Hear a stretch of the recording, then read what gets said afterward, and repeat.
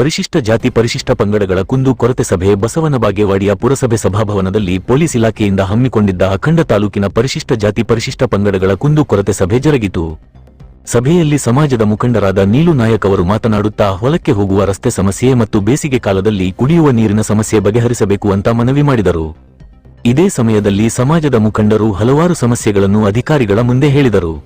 ಎಲ್ಲರೂ ಸಮಸ್ಯೆ ಆಲಿಸಿ ಮಾತನಾಡಿದ ಉಪವಿಭಾಗಾಧಿಕಾರಿ ಗುರುನಾಥ ದಡ್ಡೆ ಅವರು ಮಾತನಾಡುತ್ತಾ ಎಲ್ಲ ಸಮಸ್ಯೆಗಳನ್ನು ಅತಿ ಶೀಘ್ರದಲ್ಲಿ ಬಗೆಹರಿಸುತ್ತೇವೆ ಅಂತ ಭರವಸೆ ನೀಡಿದರು. ಇದೇ ಸಮಯದಲ್ಲಿ ತಹಶೀಲ್ದಾರ್ ಯಮನಪ್ಪ ಸೋಮನಕಟ್ಟಿ, ಡಿವೈಎಸ್ಪಿ ಬಲ್ಲಪ್ಪ ನಂದಗಾವಿ, ಪಿಐ ಗುರುಶಾಂತ್ ಗೌಡ ದಾಶ್ಯಾಳ್, ಶರಣಗೌಡ ಗೌಡರ್, ದಲಿತ ಮುಖಂಡರಾದ ಅರವಿಂದ್ ಸಾಲುವಡಗಿ, ಮಹೇಶ್ ಹಿರೇಮಠ್, ಅಶೋಕ್ ಚಲವಾದಿ, ಪರಶುರಾಮ್ ದಿಂಡುವಾರ್, ಗುರುರಾಜ್ ಗುಡಿಮನಿ, ಅನೇಕ ಮುಖಂಡರು ಮತ್ತು ಸರ್ಕಾರಿ ಅಧಿಕಾರಿಗಳು ಉಪಸ್ಥಿತರಿದ್ದರು. ವರದಿ ಮೆಹಬೂಬಾ, 1X ನ್ಯೂಸ್, ಬಾಗೇವಾಡಿ.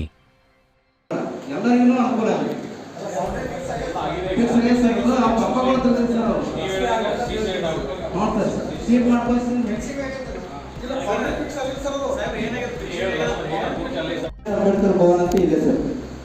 ಆ ಭವನದಲ್ಲಿ ಒಬ್ಬ ಖಾಸಗಿಯವರಿಗೆ ಕರಾಟೆ ತರಬೇತಿ ಕೇಂದ್ರ ಮಾಡ್ತಾ ಇದ್ದಾರೆ ಸರ್. ಅವರು ಮುನ್ಸಿಪಾಲಿಟಿಯಿಂದ ಏನು NGO ಮುಖಾಂತರ ಅವರು ಅಮೌಂಟ್ ಕಟ್ತಾ ಇದ್ದಾರೆ ಅನ್ನೋದು ನನ್ನ ಪ್ರಶ್ನೆ ಸರ್. ಈಗಾಗಲೇ ಅಲ್ಲಿ ನಡೆಸ್ತಾ ಇದ್ದಾರೆ ಸರ್. ನಾವು ಸಣ್ಣ ಪುಟ್ಟ ಏನೇ ಕಾರ್ಯಕ್ರಮ ಇದ್ರೆ ಆ ಭವನಕ್ಕೆ ಹೋಗಲಾರ್ದಂಥ ಪರಿಸ್ಥಿತಿ ಇದೆ ಸರ್. ಈಗ ಅದು ಪೂರೈಸಬೇಕು. ಅವ್ರು ಸರ್ಕಾರ ಏನೇ ದುಡ್ಡು ಕಟ್ತಿದಾರಪ್ಪ ಅಂದ್ರೆ ಅದನ್ನ ಅವ್ರಿಗೆ ಅನುಕೂಲ ಮಾಡ್ಕೊಡ್ಬೇಕಾಗಿತ್ತು. ಅಥವಾ ಏನು ಸುಮ್ಮನೆ ಇರ್ತಾರೋ ಯಾರು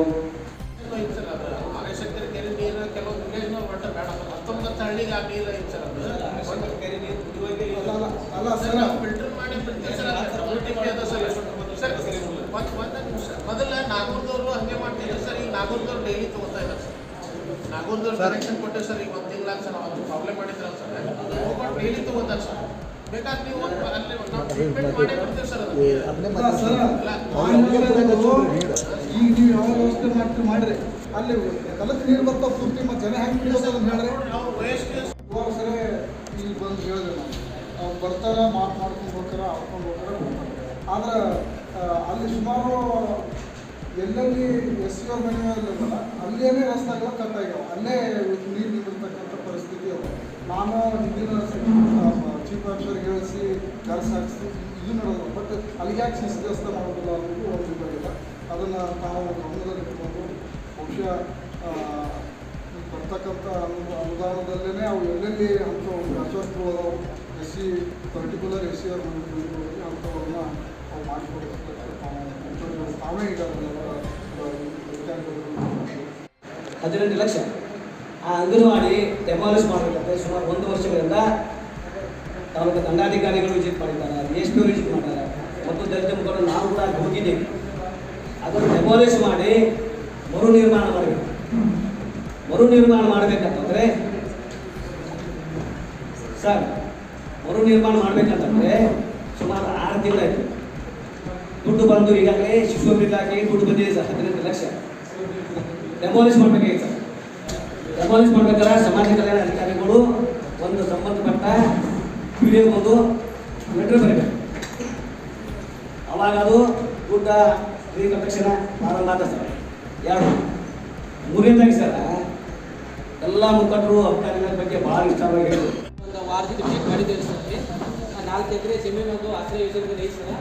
ಅಲ್ಲಿ ಜಮೀನು ಬೇರೆ ಒತ್ತುವರಿ ಮಾಡಿ ಕಾಣ್ತೇವೆ ಸರ್. ಹೆಸರು ಮೇಲೋಟ ಕಾಣ್ತೇವೆ ಸರ್. ಅದಕ್ಕೆ ನಾವು ತಹಸೀಲ್ದಾರ್ ಸರ್ಗೆ ಒಂದು ADL ಆಗಿ ಒಂದು ಲೆಟರ್ ಬರೆದೇವೆ ಸರ್. ಈಗ ಅದನ್ನು ಹದ್ಬೋಸ್ಟ್ ಮಾಡಿಕೊ ಅಂತೇಳಿ ಒಂದು ತಹಸೀಲ್ದಾರ್ ಸರ್ಗೆ ಒಂದು ಲೆಟರ್ ಬರ್ದೇವೆ ಸರ್. ಅದನ್ನು ಹದ್ಬೋಸ್ಟ್ ಮಾಡಿಕೊಡ್ಬೇಕು ಸರ್.